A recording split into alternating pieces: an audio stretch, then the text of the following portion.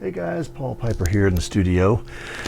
Welcome for episode 2 of Drum Talk. I want to go over a few things today to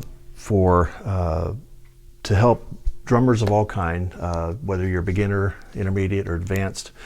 I want to show you just a couple little tidbits of what I do to prepare for a show, or if I'm recording in a session or anything like that. I do a lot of things to warm up. Today's topic is basically warm-ups and rudiments and rudimental placement. So what I'm going to do today is go over just a couple of warm-up ideas. One of the warm-ups that I really love to do, and just as a recap, I think if you remember on the first episode, we talked a lot about the reason why drummers want to learn how to better their craft, what they need to do to prepare to better their craft, and I think we did a couple audio examples as well. But again, today I want to talk about just warm-up exercises and rudimental exercises on how to prepare yourself to not only to do a show, or if you're doing a recording session, so you can have a lot more ease around the kit. But one of my favorite warm-ups that I came up with, called the 4-3-2 method.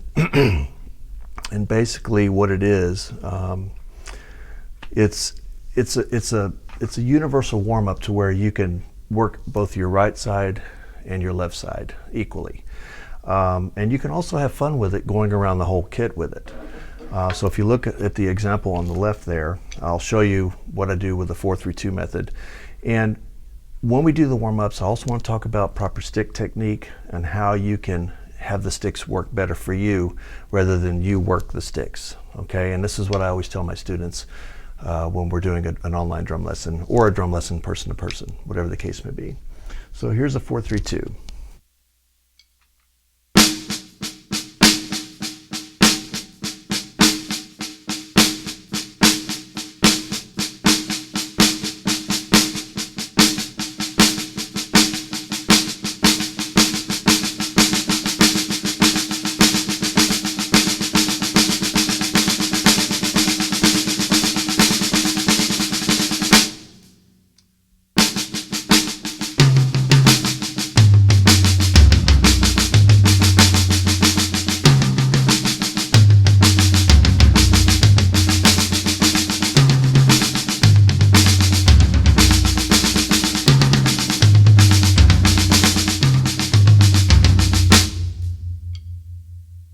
Okay, so you can have fun with not only doing the warm-up, but you could also do it around the whole kit as you're doing the exercise.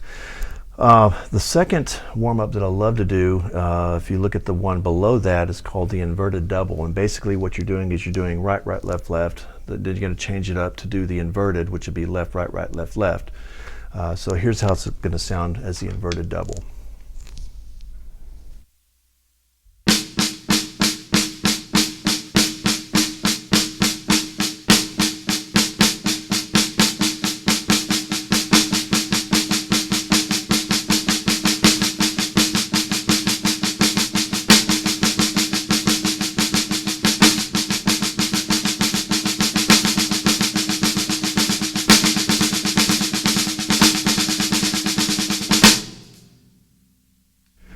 So what I did there, I did right, right, left, left, right, right, left, left, right, right, left, left, and so on. And then I went right, left, left, right, right, left, left, as you see by the example there.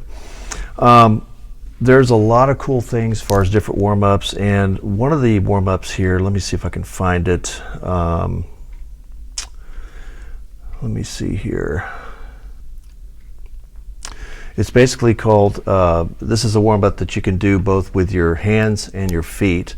So what I'm going to do here, let me put it back to the view that I need here.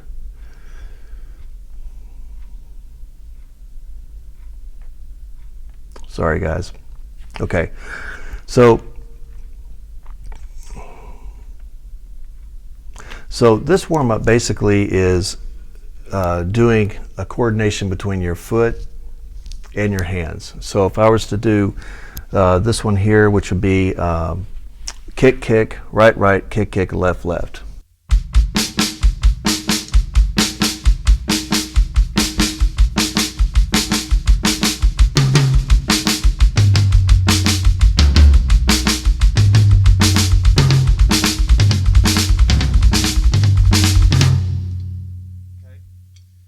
You can have a lot of fun with that one, and you could actually go left hand to right hand, whatever the case may be, if you want to try that warm up. And on the next one, of course, you're doing a kick left, kick right scenario.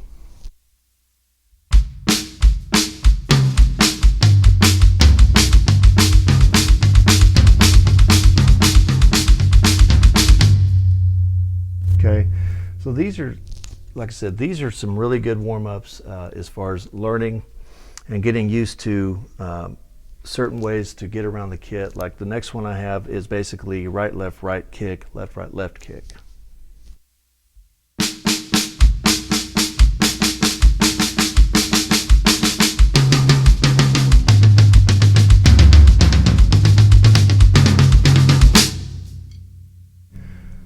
Like I said, you can go around the whole kit. You can use these different warm-ups as far as different ideas, like if you're doing a solo or you're doing a song and you want to use these warm-ups as solo fill ideas. Okay, I'm not going to probably not do all of these, but the next one's going to be an inverted between your kick and your feet. Okay, so we're going to go right, left, left, right.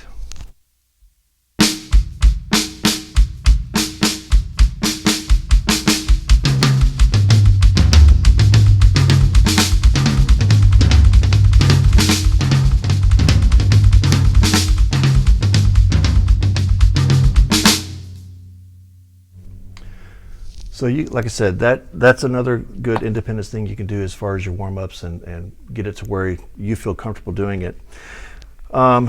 There's a lot of cool things you can do around the kit. If you're doing not only warm-ups, but if you're doing like rudimental ideas. Let's take like the first few rudiments. Let me see if I can find it here. So if we were to do like a paradiddle. You could have fun with a paradiddle. You could kind of go around the whole kit with different ideas on how to do the paradiddle, double paradiddle, flam tap, Brandon McHugh, paradiddle, diddle, and pata fla fla. These are some of the basic rudiments that I like to use when I'm going around the kit. So for example, if we're just doing a basic paradiddle,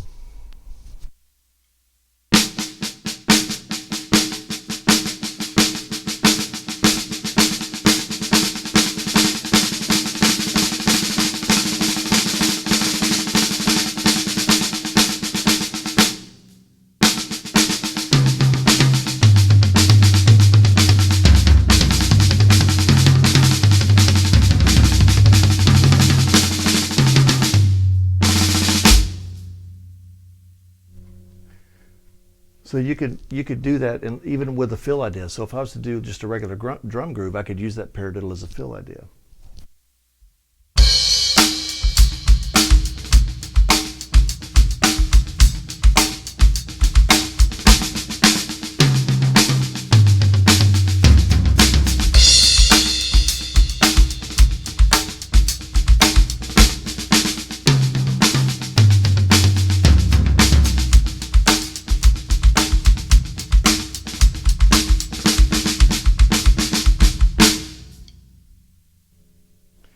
Okay, so even with your feet, you could do some certain things with your feet using the basic paradiddle. Double paradiddle basically is going to be a triplet form.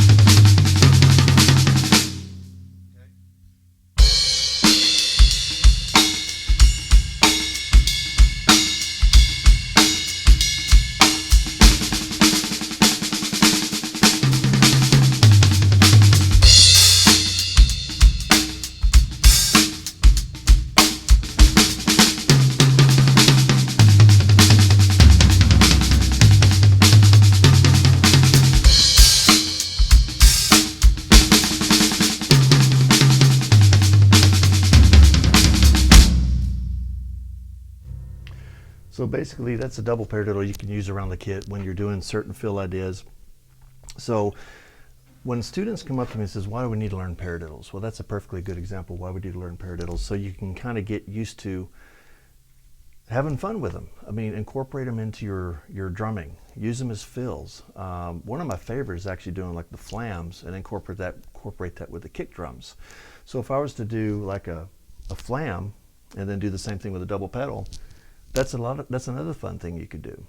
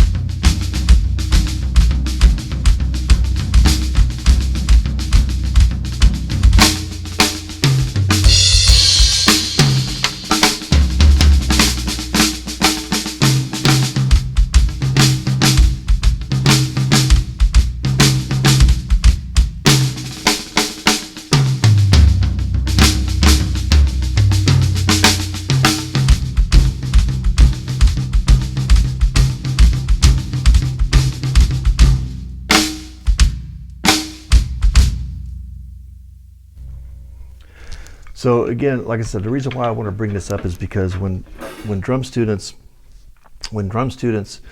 have certain ideas that they want to do, sorry about that. I'm going to go ahead and go to this one here. Sorry.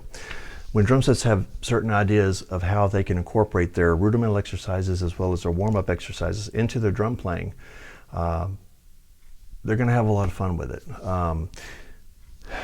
You know, we talked about different styles, as far as Latin stuff, rock stuff, country, rock, stuff like that.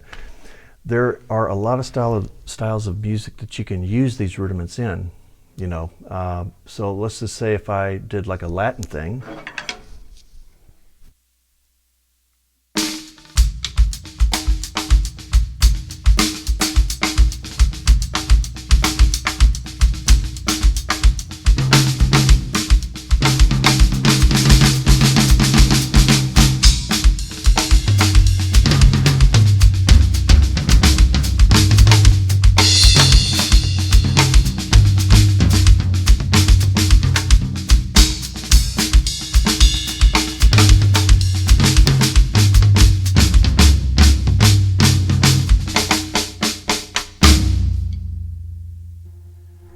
So like I said, even with Latin, could you tell which rudiment I was doing? I was doing flams. Okay, so you can do a lot of flams in certain ideas. So basically, this is probably a short broadcast, but I wanted to kind of just go over just a few things in this episode as far as how to incorporate your certain different warm-ups as well as your different rudimental ideas and how to apply them to the kit. Okay.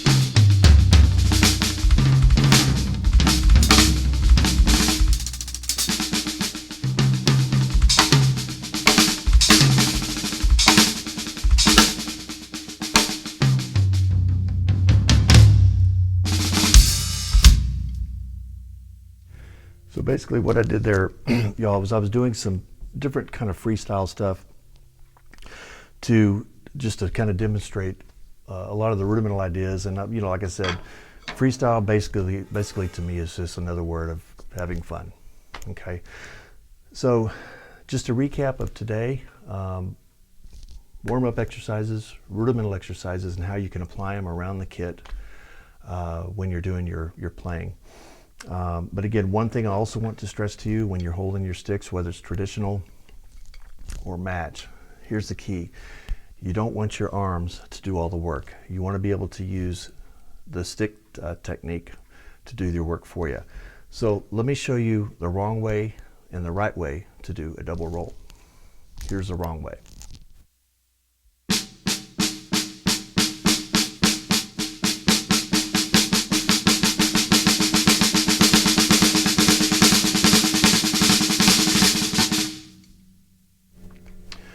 So what I was trying to do there is basically use my arms to anticipate the bounce. Okay, it's a big no-no, because what you're going to do is you're going to start injuring your muscle there.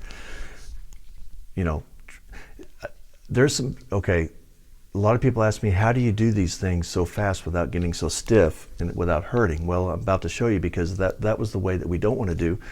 The best way to do it is there's a 1-2 step method. Basically, you're going to come down with a hit, and you're going to let the stick bounce up, and then you're going to grab that stick with your 3 fingers and bring it back.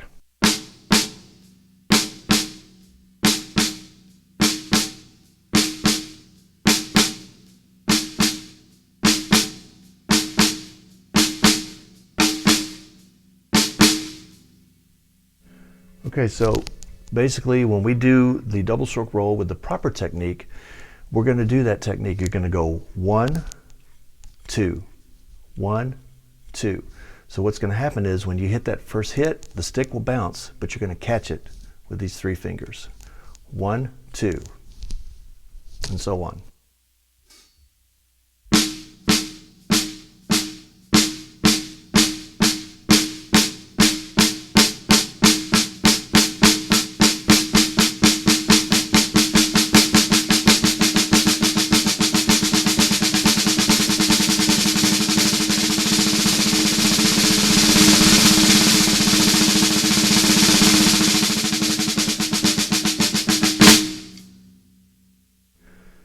So basically that's how you do a double stroke roll without using your arms and using the proper technique to do it. So and again, this works around the whole kit, okay? It works around the whole kit, even if I did it as an inverted.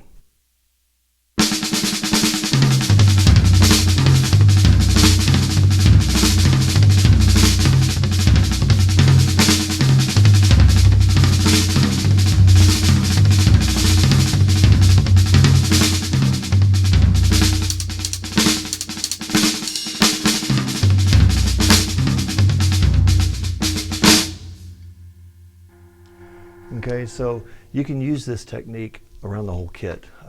If you're playing a song or if you're just doing a freestyle thing, you can use that idea to get around the kit with ease and not having to use upper arm strength to do it, because I'm going to tell you, if you start playing stiff, you're going to feel it, and we don't want that as drummers. We don't want that. So guys, I want to thank you all for attending this episode 2, warm-ups and rudiments, and happy drumming, guys, and we'll see you next time. I'll keep you posted on when the night's going to be and what the time is. Take care.